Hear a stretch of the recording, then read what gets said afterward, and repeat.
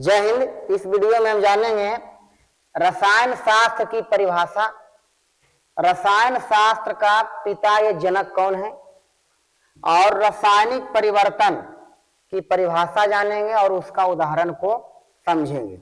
पहला है केमिस्ट्री, जिसे हम कहते हैं रसायन शास्त्र। रसायन शास्त्र विज्ञान की वह शाखा जिसमें द्रव्य माने पदार्थ, उसके सूत्र तथा उससे संबंधित रासायनिक अभिक्रियाओं के बारे में अध्ययन के मतलब क्या हुआ, स्टडी किया जाता है, उसे रसायन शास्त्र कहते हैं। मैंने रसायन शास्त्र विज्ञान का एक शाखा या ब्रांच है, विज्ञान की वह शाखा जिसमें द्रव्य, उसके सूत्र तथा उससे संबंधित रासायनिक अभिक्रियाओं के बारे में अध्ययन किया जाता है, उसे रसायन शास्त्र कहते हैं, केमिस्ट्री कहते हैं।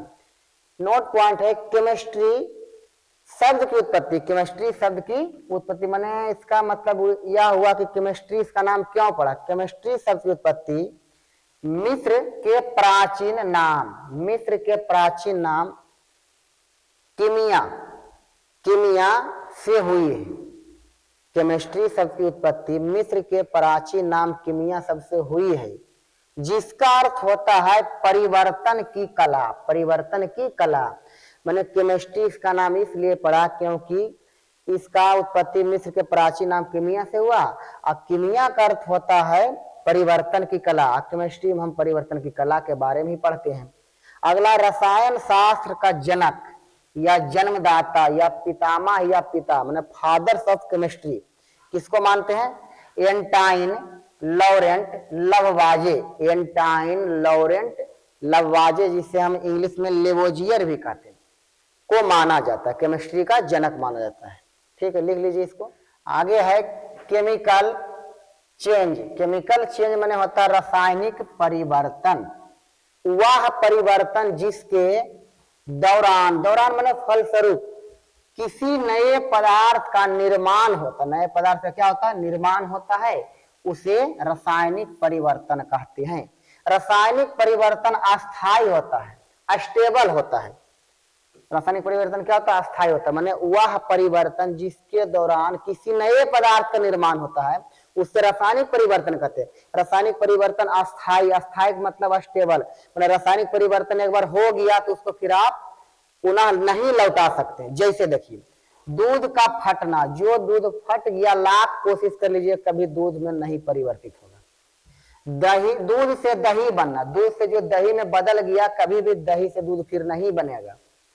मोमबत्ती का जलना, जो मोमबत्ती जल चुका उसको लौटा नहीं सकते। हाँ, मोमबत्ती का पिघलना भौतिक परिवर्तन है, अब मोमबत्ती का जलना रासायनिक परिवर्तन है।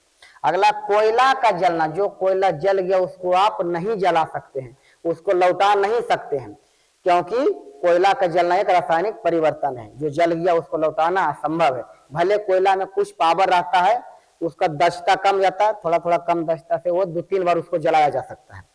अगला लोहे में जंग लगना, जो लोहा में जंग लग गया, लोहा गल गया, बर्बाद हो गया, उसको लौटाया नहीं जा सकता है। शरीर में भोजन का पचना, शरीर के अंदर जो भोजन पच गया उसको भी हम नहीं लौटा सकते हैं।